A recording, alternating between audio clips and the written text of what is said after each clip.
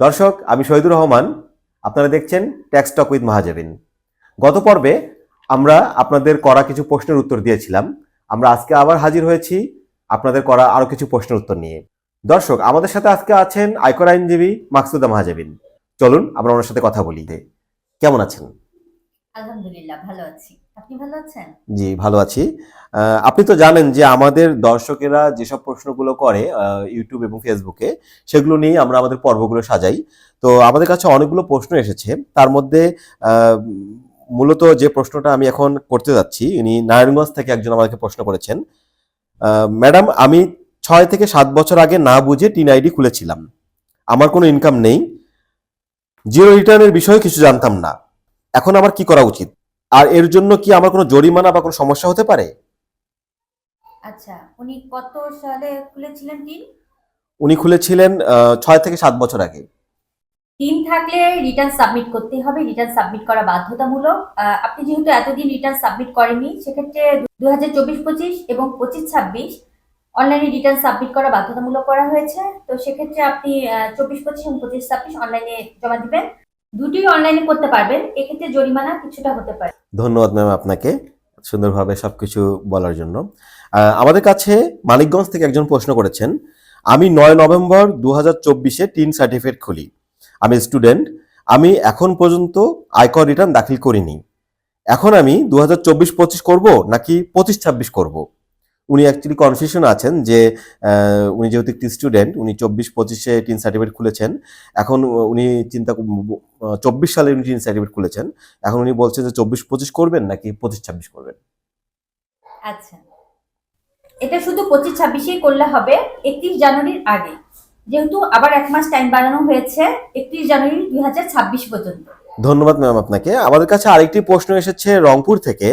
উনি লিখেছেন, আনুমানিক 5-6 বছর আগে একটা প্রয়োজনে টিন করেছিলাম। এখন পর্যন্ত রিটার্ন সাবমিট করি নাই। এখন আপডেট করতে যাচ্ছি। আপডেট বলতে উনি সম্ভবত বোঝাতে চাচ্ছেন যে রিটার্ন সাবমিট করতে যাচ্ছেন, সম্ভবত এটাই। আচ্ছা, তো এখানে কি করবেন উনি? উনি যেহেতু কখনোই রিটার্ন সাবমিট করেননি, তিন যেহেতু করেছেন, রিটার্ন সাবমিট করা বাধ্যতামূলক। আপনি 2024-25 এবং 25-26 এটা অনলাইনে এখন রিটার্ন সাবমিট করা যায়। তো আপনি 2024-25 এবং 25-26 অনলাইনে জমা দিয়ে দিন এবং একজন দক্ষ কর আইনজীবীর সাহায্য নিন। ধন্যবাদ ম্যাডাম আপনাকে। আমাদের কাছে আরো অনেক প্রশ্ন এসেছে। আসলে ইউটিউব এবং ফেসবুকে আমরা প্রতিদিন অসংখ্য পরিমাণ প্রশ্ন পাই, যেগুলো থেকে খুব গুরুত্বপূর্ণ যে প্রশ্নগুলো, সেগুলো নিয়ে আমরা আজকে পর্বটা করছি। তো সেগুলো থেকেই একটা প্রশ্ন একজন করেছেন। এই প্রশ্নটি এসেছে দিনাজপুর থেকে। উনি লিখেছেন, আমার বাবা মারা গিয়েছেন, তার ট্যাক্স ফাইল ক্লোজ করতে যাচ্ছি। আমরা যে উকিলের মাধ্যমে ট্যাক্স জমা দেই, তার কাছে ডেথ সার্টিফিকেট সহ সব ডকুমেন্টস জমা দিয়েছি। বাবার ফাইল যে ক্লোজ হয়েছে সেটার জন্য উকিলের কাছে কি ডকুমেন্টস চাইবো? মানে উনি বোঝা যাচ্ছেন যে ওনার বাবা মারা যাওয়ার পর উনি যে আইনজীবী বা উকিলের কাছে ডকুমেন্টস গুলো জমা দিয়েছে, এখন যে ক্লোজ হয়েছে কিনা এখন কিভাবে বুঝবে, বা উকিলের কাছে কি নিতে হবে তাকে? আচ্ছা, বাতিল করার জন্য একটা লিখিত আবেদনপত্র দাখিল করতে হয় এবং সেখানে সার্কেলের সাইন এবং সিল থাকে, সেটা দেখে নেবেন।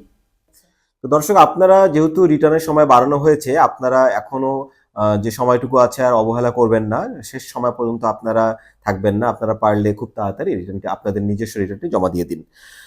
ম্যাম, আমাদের কাছে আরো কিছু প্রশ্ন এসেছে। তার মধ্যে একটি প্রশ্ন হচ্ছে যে রিটার্নের সময়, যেহেতু আমি যেটা বললাম রিটার্নের সময় যেহেতু বাড়ানো হয়েছে, উনি জানতে চেয়েছেন যে রিটার্নের সময় তো বাড়ানো হয়েছে, তাহলে 2024-25 এবং 25-26 দুটো রিটার্ন কি একসাথে দিয়ে দেওয়া যাবে? শুধুমাত্র 25 ও 26 করবর্ষে রিটার্ন দাখিলের সময়সীমা বাড়ানো হয়েছে 31 জানুয়ারি পর্যন্ত। 24-25 রিটার্ন দাখিলের সময়সীমা অনেক আগেই শেষ হয়ে গেছে। এক্ষেত্রে এটি সাধারণ পদ্ধতিতে দেওয়া যেতে পারে। তার মানে ম্যাডাম, আমরা এখান থেকে যেটা জানতে পারলাম যে 25-26-এর যে সময়টি সেটি বাড়িয়েছে 31 তারিখ একত্রিশে পর্যন্ত। জানুয়ারি 2026 আর পর্যন্ত। 24-25 দিতে চাইলে ওনারটা তো অনেক আগেই সময়টা শেষ হয়ে গিয়েছে, তো হ্যাঁ, সেক্ষেত্রে সাধারণ পদ্ধতিতে জমা দিতে হ্যাঁ, হবে। সাধারণ পদ্ধতিতে অনলাইনে জমা দেওয়া যেতে পারে। সেক্ষেত্রে ওনার তো এটাতে নোটিশ বা জরিমানা আসতে পারে। হ্যাঁ, নোটিশ বা জরিমানা আসতে পারে। আচ্ছা, ঠিক আছে ম্যাডাম। প্রবাস থেকে, মানে সৌদি আরব থেকে আমাদেরকে একজন প্রশ্ন করেছেন। টিন সার্টিফিকেট আছে, কিন্তু আমি একজন প্রবাসী, তারপরেও কি আমার আয়কর রিটার্ন জমা দিতে হবে? এখন উনি আরো জানতে চেয়েছেন যে প্রবাসীদের জন্য কি আয়কর রিটার্ন জমা দেওয়া বাধ্যতামূলক? অবশ্যই টিন থাকলে রিটার্ন জমা দেওয়া বাধ্যতামূলক। এই প্রশ্নটা আমি খুব পেয়ে থাকি।